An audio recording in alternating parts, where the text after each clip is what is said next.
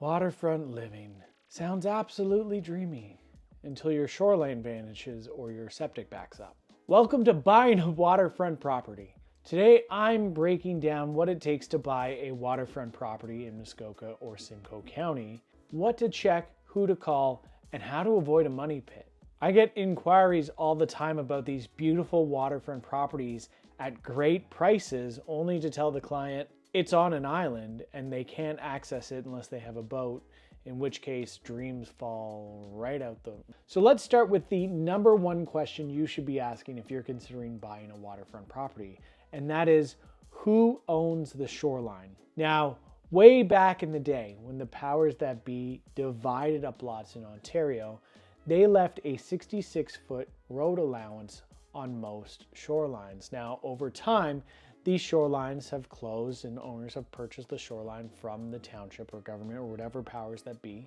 But there are quite a few of them that are still open, so it's important to know as a buyer and as a seller who actually owns the shoreline. Is it you or is it the town, the government? Is it Crown land? And if you're asking yourself why this matters, if you bought a place with a dock or a boathouse and you find out that that structure isn't actually on your property, not only are you going to have trouble getting it insured, you may also not be able to make any improvements to it other than tear it down, unless of course you can buy the shoreline from the town, in which case it's going to cost you a few $1,000s and likely a couple headaches, and is in no way, shape, or form a guarantee. So it is definitely the first question you should be asking when you go to see a waterfront property. The second question is, what is the access situation? Is the road maintained year-round? Is it a municipal road? Is it a private road where all the owners around pool their money together and get snow removal done in the winter? Is it accessible year-round? These are all additional costs that may not be in the listing and fall what I would call outside of traditional home maintenance costs that you would expect. Which brings me to my third question, which is, how's the septic and where does the water come from? Now, a no-brainer condition to put in any offer with a septic tank is a condition of a septic inspection. And while inspections aren't foolproof, they definitely give you a little bit more peace of mind that the system is actually in good working order. And not only that, knowing where your water comes from in relation to where the septic tank is also important to take note of.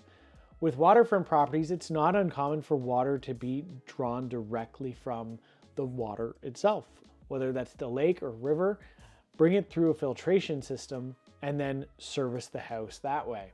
Versus your more traditional water sources in rural properties, which would be things like a dug well or drilled well, sandpoint well. But in all cases, especially if you're getting a mortgage on this property, we're going to want to do a water sample to make sure the water is potable. Because believe it or not, lending institutions don't like to give away money on houses that don't have drinkable water. Number 4 is, has the shoreline changed over time? Where's the high water mark? Where's the low water mark? Has erosion chipped away significantly at your shoreline over the last couple of years? Especially in the last 5 years, we've seen bigger storms, more unpredictable flooding, so you'll want to know how these conditions affect the house that you're looking to buy. And speaking of affecting the house, number 5, you'll want to know if you can use the property the way you want to use it. You can't always build a boathouse, a bunkie, or clear trees without getting express permission. With waterfront, you also have conservation authorities to keep in mind, as well as township regulations. So there's multiple levels of government to go through if you want to be making any changes to your property. Make sure if you're buying a house and there's something you want to do, you give the local township a call and run your plans by them so you can at least get pointed in the right direction for any changes you want to make in the future going forward. Number 6, and this is a big one, is the property actually insurable?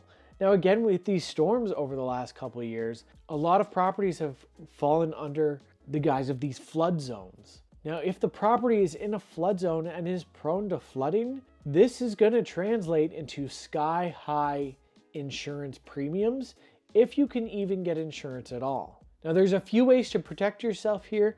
If the easiest way is to include a condition of obtaining satisfactory home insurance in the offer to purchase the home. Secondary to that, you can ask to see recent insurance policies from the seller before you actually proceed with an offer But honestly, having both is probably not a bad idea anyway. The last big question to ask is, what does it cost to maintain this dream home of yours? Are you gonna have to set aside some money for some dock repair?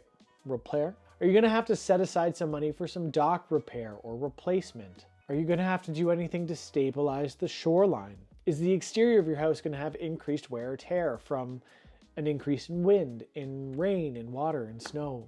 Remember, when you're buying waterfront, you're not just buying the view, you're buying all the elements that come with that view. So if you're out there shopping for a waterfront home, especially in Simcoe County or Muskoka, you need more than just a dreamy dock, you need real, actual answers. Now, if you've been thinking about making a move in these areas, or really anywhere across Canada, I have a link in the description of my video. You can book a discovery call with me, and we can talk about how to get you pointed in the right direction. Even if you're about a year out, it doesn't hurt to start planning now on how to make the most of your next move. If you found this video helpful, please consider hitting the like button.